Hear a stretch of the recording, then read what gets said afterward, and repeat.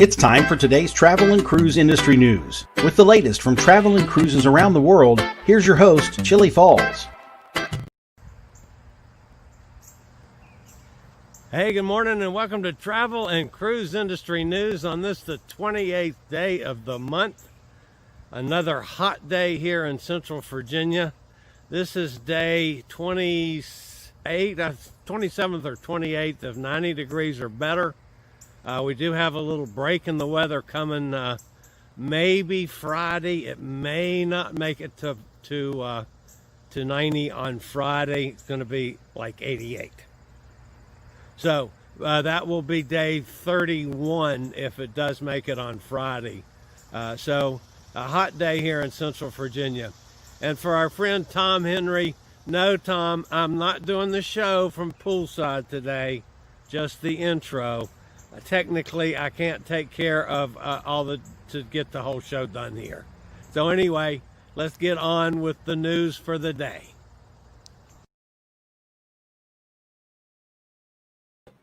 Okay, let's see. We got start off with what cruises are going to look like from the U.S. in the near future. Actually, the first major cruise ship to set sail in months departed over the weekend, and passengers on board have provided the world with a glimpse into what it was like. On Friday, the Mein Schiff 2 departed from Hamburg, Germany, on a 3-day sailing to Norway with no ports of call.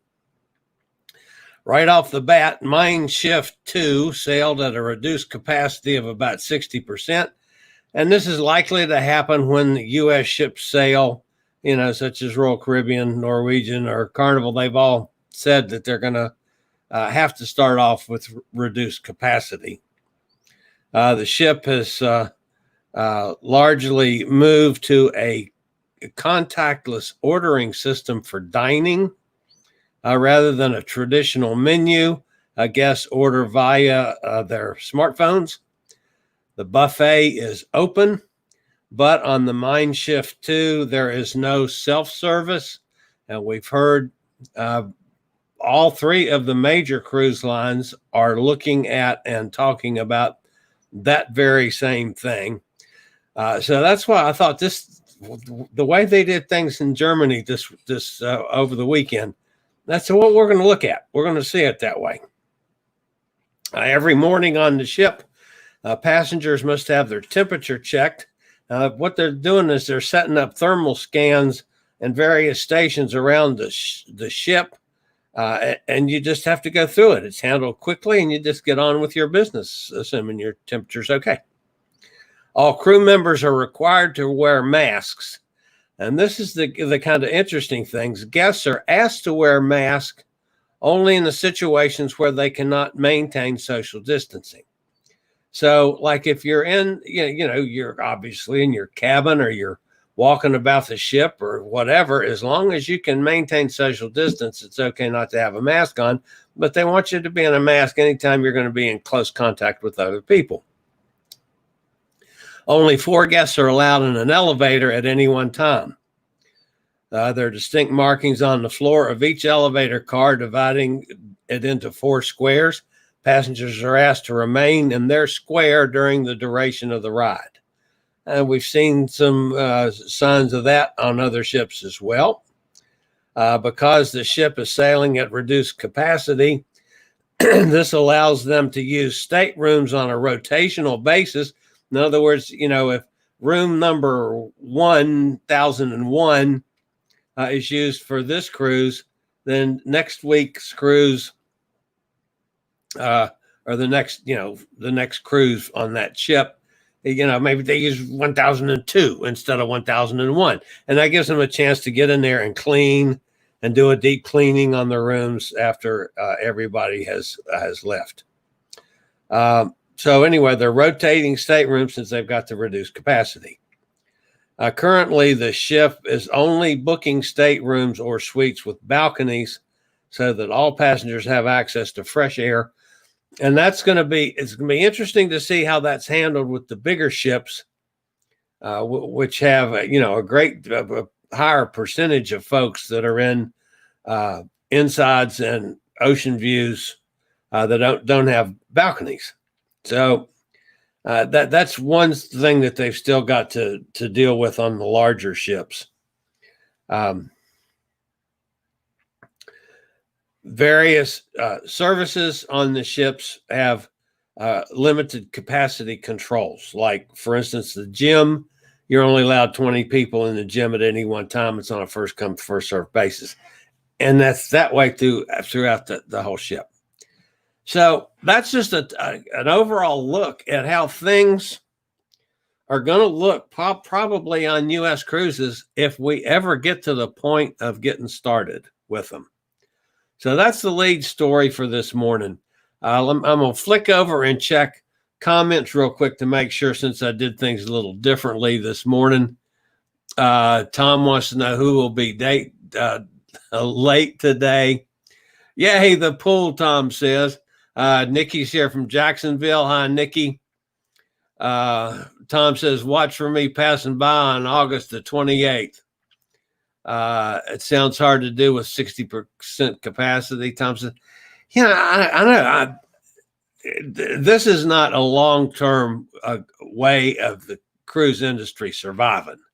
Clearly, we know that they have to get to the point of being able to fill up the ships. Hopefully, we'll get to the point where we're all healthy again and can go back to the way things were normal. Okay, Jason's with us from Pittsburgh. Gretchen's here from Ohio. Good to see you guys this morning. Okay, I'll go on with, since obviously my audio is working after I flip back and forth from the pool and so forth, just to add a little levity this morning for our friend Tom Henry, who's been fussing at me for not broadcasting from poolside. All right, 8 months after this whole mess started in China, the COVID-19 pandemic broke out. Century Cruises is preparing to resume sailings on the Yangtze River. Century's Deputy General Manager Richard Z said in an email this week that the line expects to resume its classic 3- and 4-night programs in the Three Gorges region between Chongqing and Yichang on August the 15th. But river lines aren't yet allowed to sail any further down the Yangtze. While restrictions prevent cruises to Shanghai, Z said government approval for the limited sailings is good news for the river companies that have been longing to reopen for months. So that's another river company that's getting in business again. So hats off to them. Unfortunately, folks, don't get all upset and thinking about going to China to get on a boat, because they're strictly domestic at this point. Interestingly enough, this morning, our friend over at Carnival, Mr. Donald, the CEO, this was kind of his brainchild. The COVID Science Summit is being held today. As a matter of fact, as we speak, it started a little over an hour ago, assuming they started on time. I was not online to check it. But they're going to share the latest scientific knowledge and evidence-based best practices related to prevention, detection, treatment, and mitigation of COVID-19. And Carnival Chief Arnold Donald reached out to the head of the World Travel and Tourism Council about co-hosting the summit, and said his idea was not to focus on cruises or even on travel, but to really make it an informational summit. And that's basically what they've done. It was free to everybody. All you had to do was go online and register. And like I say, it started an hour ago. It's going to be about 3 hours in length. So there's another couple hours of it to go on. And I'm sure we will have lots of reports from folks about what's been going on in CEO Donald's COVID summit. So, all right, weather situation. Everybody, of course, knows what's happened over the weekend. as far as us having two hurricanes. One hit Texas, Category 1 at landfall. Went across the southern tip of Texas, brought a lot of rain, some flooding, crossed into Mexico. There was some flooding with it. It was not as bad as some of the storms have been that hit Texas. The Hurricane Douglas out in the Pacific, that was it skirted around the northern side, basically, of the Hawaiian Islands. Did a little damage, brought a lot of rain, but not near as bad as you'd think of a hurricane passing that close. But they knew they were in the middle of a storm. Both cases were better than it could have been. So thankfully on that. So now we go to another week. There's another little storm system off the Baja California coast off of Mexico, but doesn't appear like it's going to be much in the way of development. And this little sucker out here in the middle of the Caribbean could be a different story. This is Invest 92L as so far as it's being designated, as it's not strong enough to be named yet. But there's shower activity associated with this low pressure system. It's located about 750 miles east of the Windward Islands, is gradually increasing in organization. Recent satellite-derived wind data indicate that the circulation remains broad and elongated, and the low does not yet have a well-defined center of circulation. Environmental conditions are expected to become somewhat more conducive for development, and the tropical depression or tropical storm is likely to form during the next couple of days. The system is moving on a west-northwestward course at about 15 to 20 miles per hour as it approaches the leeward island. Regardless of development, locally heavy rains and gusty winds are likely across at least the leewards. And currently, it seems like it's aiming pretty much at Puerto Rico. So it's a good possibility by midweek, Wednesday night, Thursday, somewhere you could have some development on toward Puerto Rico. We have no idea yet as the definite direction or the strength or how much it develops. That's a good one of the models shows this going right over Puerto Rico and basically heading pretty much through the Bahamas again, toward Florida. We're not there yet, folks, so don't get worried quite yet. We don't even know for sure how much strengthened it's going to be. If it does make it to tropical storm status, it will be, see if I can get this, no, that's not right, Isaiah, that will be the name of it. Weird name. Isaiah.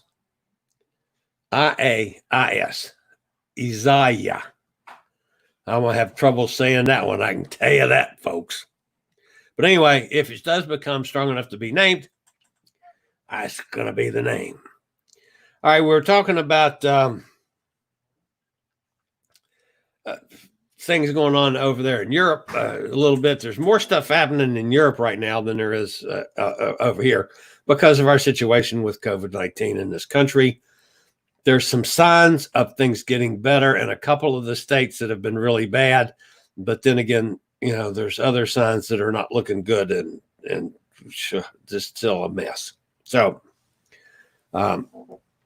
this one has bothered me probably more than anything that's happened lately. Crew members on the German base Aida cruises, they were on their way back to get on the ship as they're planning on starting sailing of some cruises similar to the way the Mein Schiff 2 did over the weekend, and from Germany.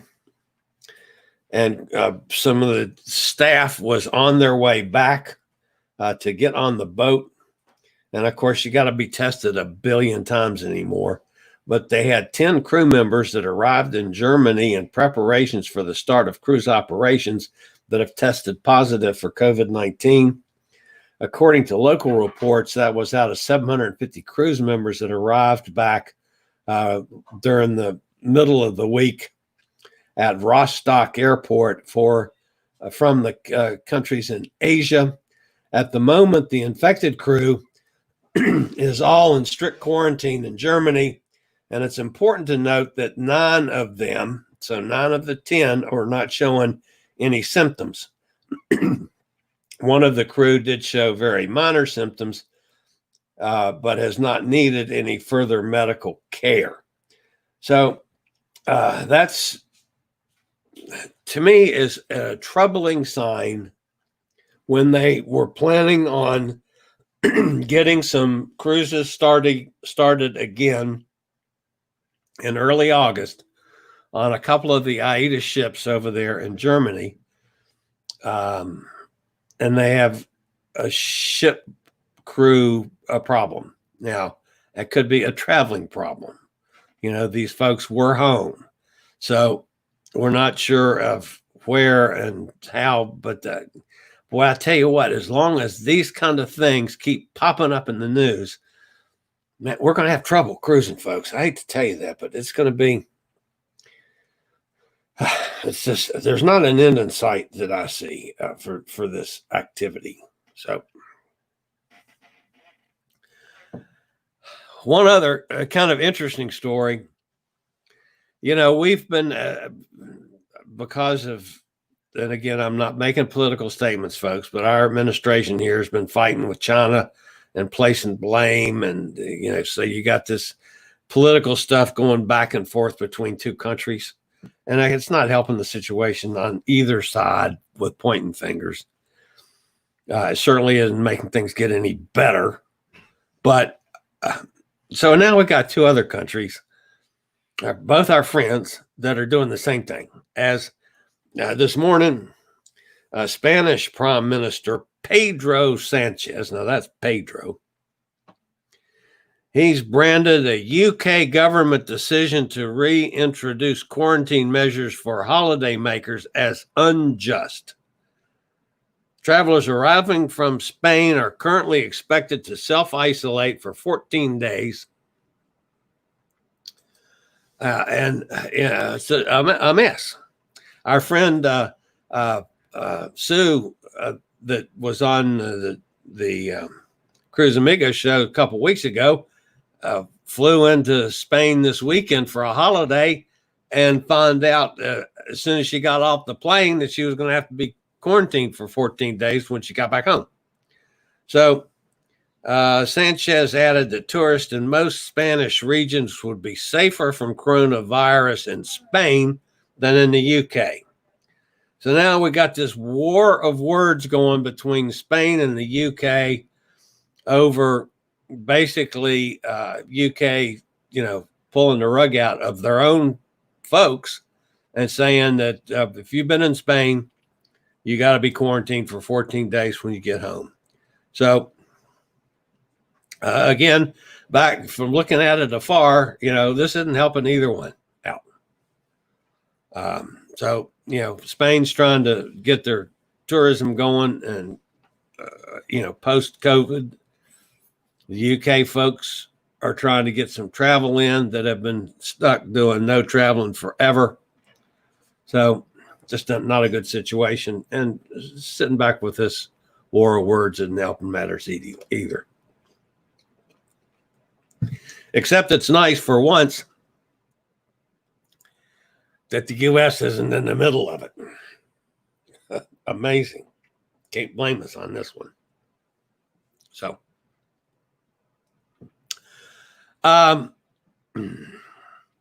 some of you saw our show on Sunday, the Cruise Amigos show. We had just another gangbuster program. Our guest was Pam Hoffey, of Avalon Waterways and a bunch of other places too. But Pam was our guest, and it was just, if you didn't watch it, you might want to go back and check it out, especially if, like me, you know nothing about river cruising, which I knew, 2 weeks ago, I didn't know anything. And now I'm starting to learn a lot between what we're doing on the Cruise Amigos show on Sundays. But anyway, I did put a video up yesterday on a little bit of an excerpt from that show on the history of Avalon, which is, I appreciate it if you look at it. And there'll be a link down in the description down below somewhere for that. And then we also asked Pam about her ships. So there are 128 is our smaller. So we have two size ships. We have 128 and we have 166. Okay. And so the average then comes at 150 when it's weighted for this, how many we have that are 166 and how many are 128. Bethany's asking the question of, will we limit the number of guests on each ship? And at this point, no, we're not planning to. We're able to sail with the full capacity potentially. There's social distancing that's required, and we have plans in place to do that. We don't really need to limit capacity for this year. We've allowed guests who want to change their sailings to next year to do that, and they've taken advantage of that. So we don't need to limit capacity. It's done for itself. So there isn't really a challenge. The question about, will October be made by the end of July? Yes, it will be made by the end of July. I expect a decision potentially as early as tomorrow. And I have not heard yet if they have made their decision on resuming, when they're going to resume, but I will get information on that and share it with you as I get it. I've just found the show totally fascinating, and I've learned a lot. I got to go on a river cruise too, folks. I've never done it. I really didn't have a whole lot of interest in doing it, and now we're looking at the possibility when I come over there to Europe next year and get on a boat with Pete and John from the Cruise Amigos. Are going to, do a couple cruises out of Europe in October. While I'm over there, maybe I can finagle a river cruise in too. That'd be awesome. That'd be really cool. So anyway, I'm enjoying learning a lot of stuff that I really didn't know anything about. And we keep coming up with guests like this, and we're all getting a lot smarter. So that's it on the important stuff today. So let's get over and see what's happening in comments over here. Let's see, where was I? Jason and Gretchen had come in. John Reitmeyer's here. John up in Minnesota. Good to have you, John. Dave Webb. Good morning, Dave. Welcome back. Haven't seen you for several shows now. Wait a minute. What's John saying here? You've heard about the freshman 15. Well, I've got the COVID-19. I hope you're not serious. Try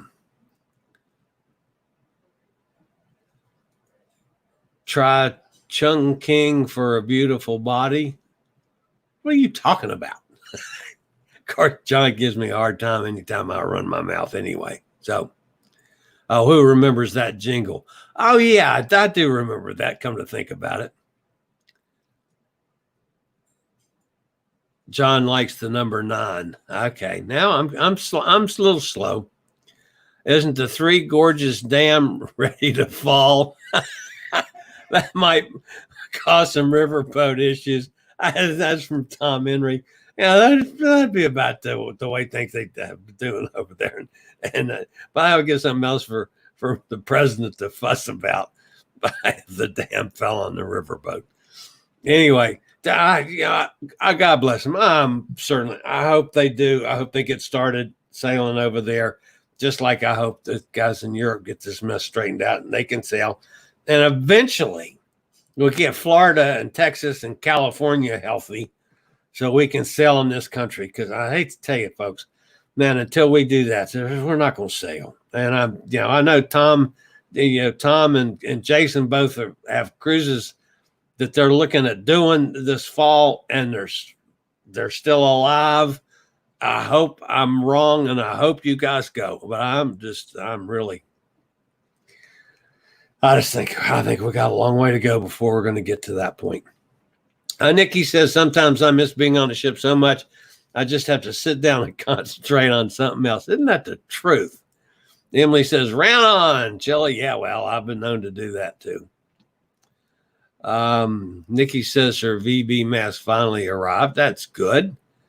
Emily says, I just came in to say good morning, and our Hornet guy is still here. I will definitely watch the show later. She's having a problem with hornets at her house. I saw that earlier today. And that's something you just don't mess with. I don't. I have a problem with wasps. I'm allergic to wasp stings. So, I mean, you talk about running around like a sissy. If I see a damn wasp heading for me, I'm a pain in the butt getting away from that. And of course, I've gotten into yellow jacket stings. And that's one of my older videos that you might ever want to sing is what you do for yellow jacket stings. That's one of my silly ones. So, John Reitmeyer says, one day the Cruise Amigos are going to go on 3 different river cruises, and then we'll meet back at the secret headquarters and compare notes. That sounds like a great plan. We'll all 3 do different river cruises and then compare notes. I can deal with that. Freshman 15 is when kids go to college, they gain 15 pounds. Okay. I understand. Jason says, Tom Henry, are you sending Chillie the TWB Speedo? Just wait, Jace. We're getting ready to handle that here in just a second. So, anyway, that comes to the end of this business, folks. Honest. And Jason, it's interesting that you asked that question. Hey, that's it for today on Travel and Cruise Industry News. Thanks for being with me. As always, man, appreciate thumbs up. And if you haven't subscribed to this channel, hit that little button down there in the lower right-hand corner. And I'll see you guys on Thursday. I'm going to the pool. Later, y'all. Thank you for watching today's Travel and Cruise Industry News. Join us every Tuesday, Thursday, and Saturday morning at 11 a.m. Eastern for another episode. Travel and Cruise Industry News is a production of Chillie's Cruises.